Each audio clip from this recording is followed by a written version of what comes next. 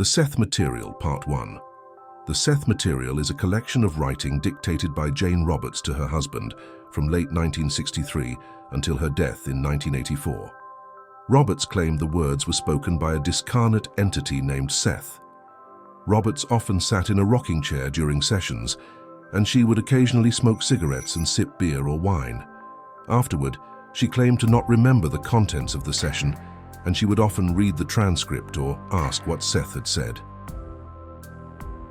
The core teachings of the Seth Material are based on the principle that consciousness creates matter, that each person creates his or her own reality through thoughts, beliefs, and expectations, and that the point of power through which the individual can affect change is in the present moment.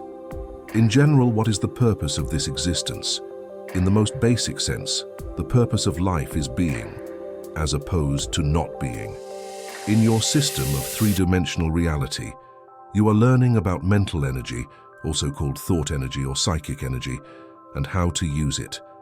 Knowledge about mental energy and its use is learned by constantly transforming your thoughts and emotions into physical form, your physical reality, and by then perceiving and dealing with the matter and events that are formed.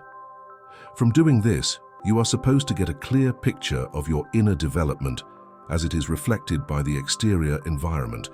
You participate in physical reality so that you can operate and experience within this dimension. Here, you can develop your abilities, learn, create, solve problems, and help others. Matter is the shape that basic experience takes when it comes into your three-dimensional system.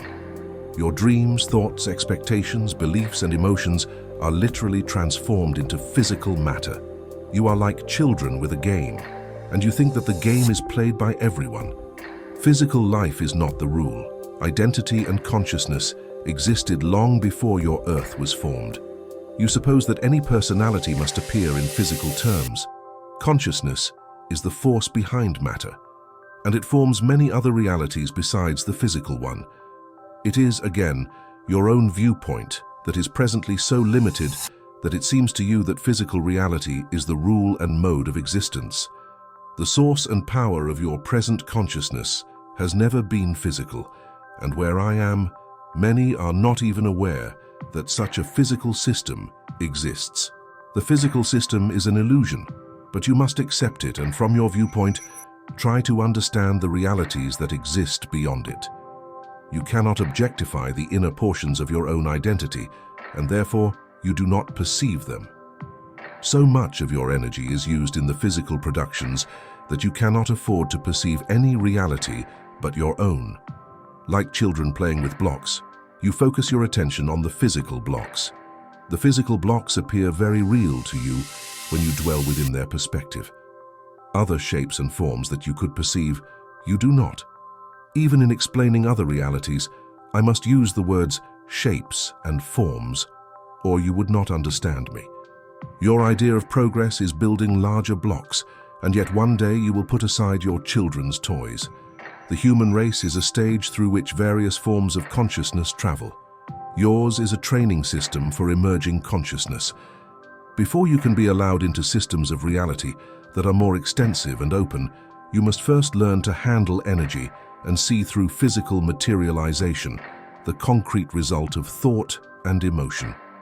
When you leave the physical system after reincarnations, you have learned the lesson and you are literally no longer a member of the human race, for you elect to leave it. Only the conscious self dwells within it, and other portions of your identity dwell simultaneously within other training systems. The training will serve you for existence in a variety of interrelated systems.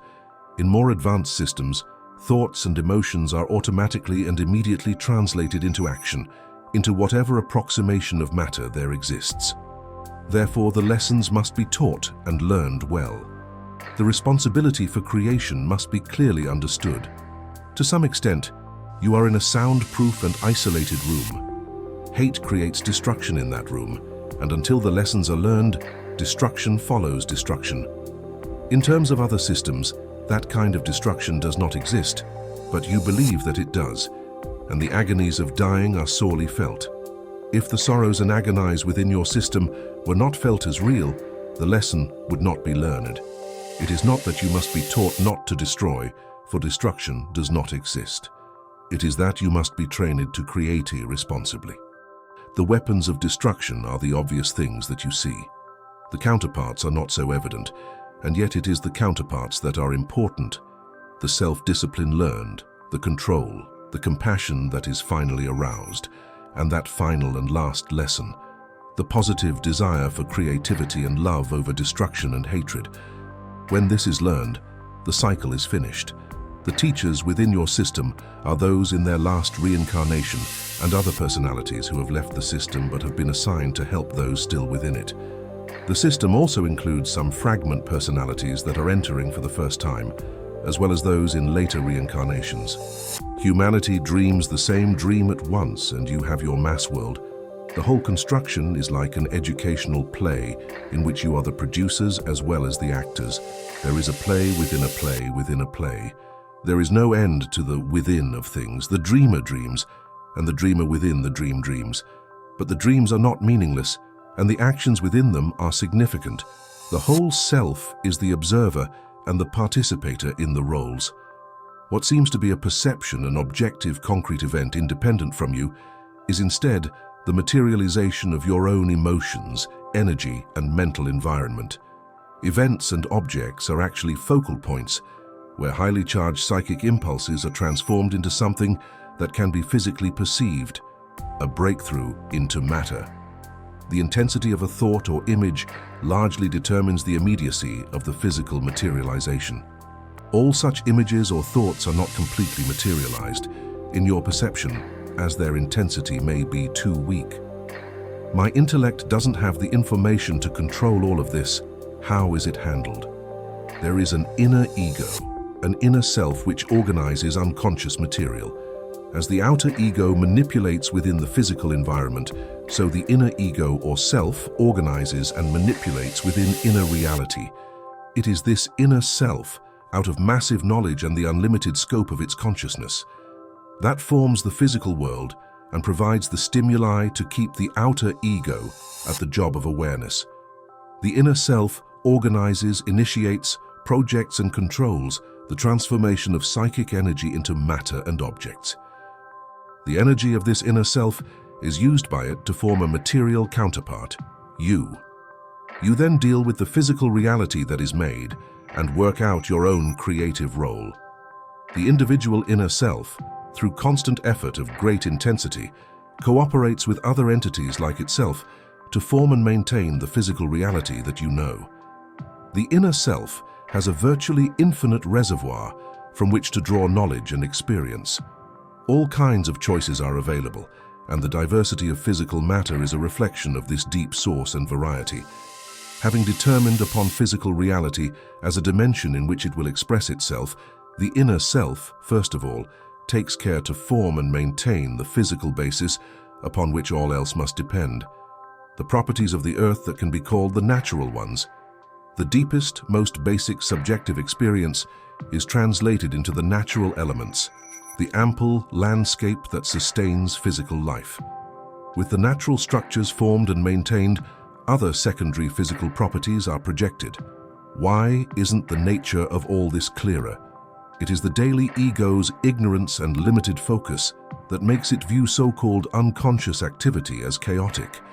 The waking ego, dealing with physical reality, cannot know all the unconscious material directly. The daily ego is simply not conscious enough to be able to contain the vast knowledge that belongs to the inner conscious self from which it springs. The outer ego is spoon-fed, being given only those feelings and emotions, only that data that it can handle. This data is presented in a highly specialized manner, usually in terms of information picked up by the physical senses. The inner self is not only conscious, but conscious of itself both as an individuality and as an individuality that is a part of all other consciousness. It is continually aware of both this apartness and unity with. The outer ego is not continuously aware of this fact. It frequently forgets its whole nature. When it becomes swept up in a strong emotion, it seems to lose itself.